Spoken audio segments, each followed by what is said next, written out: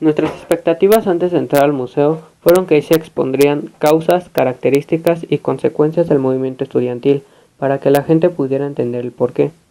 Y también para que la matanza de Tlatelolco no quede como un hecho aislado, ya que es muy importante comprenderla y reflexionarla, porque en la actualidad está pasando algo similar.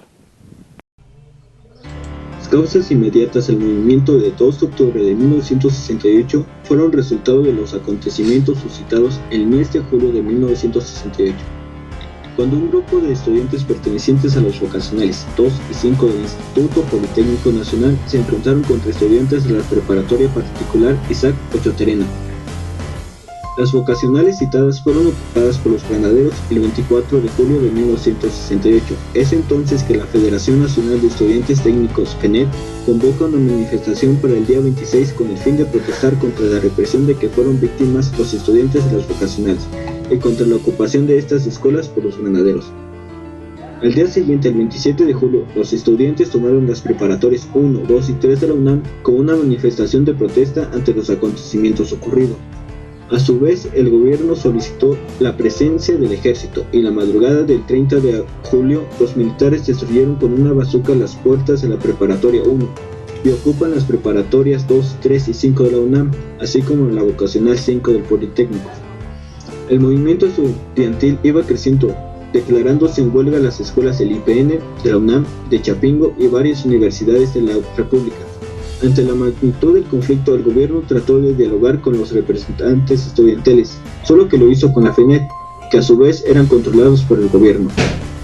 Con este acto el gobierno perseguía un doble objetivo.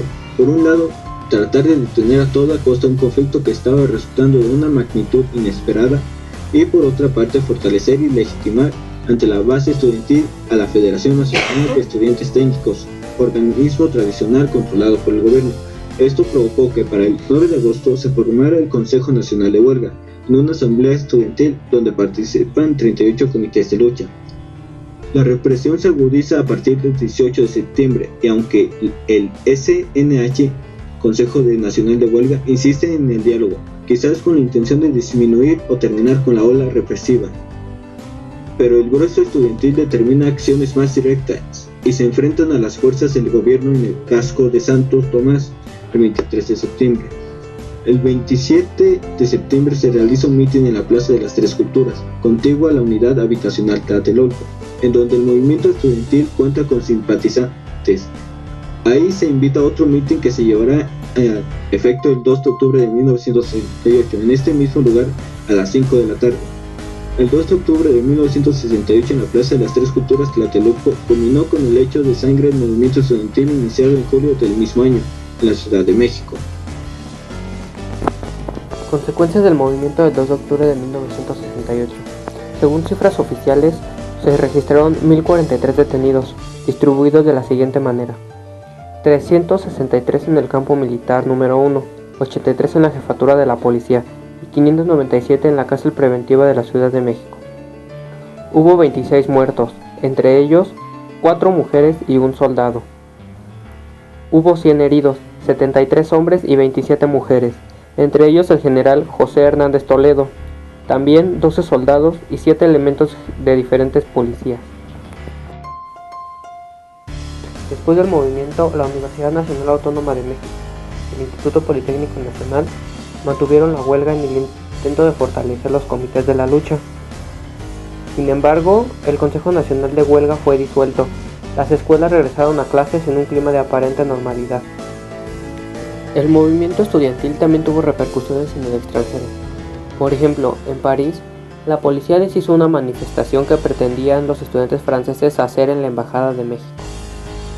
En Bruselas, el movimiento de estudiantes de escuelas profesionales demandó que los atletas que representarían a Bélgica no se presentaran en los 19 Juegos Olímpicos. En Caracas, Venezuela, agrupaciones estudiantiles pidieron igualmente que su país no participara en los Juegos Olímpicos como demostración de solidaridad con el pueblo mexicano. En Guayaquil, Ecuador, el edificio del consulado mexicano fue tomado por un grupo de estudiantes. Varios jóvenes fueron detenidos.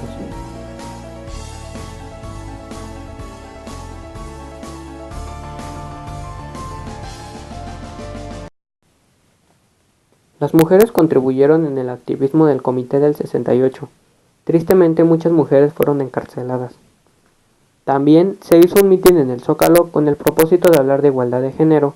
En la fotografía, Tita está leyendo su discurso.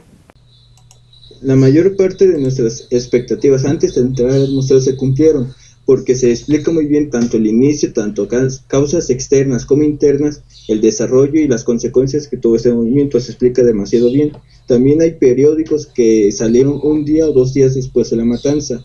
También hay libros que hablan sobre este movimiento. Lo único que no quedó muy claro es que no hay mucha información en este museo sobre la participación de las mujeres.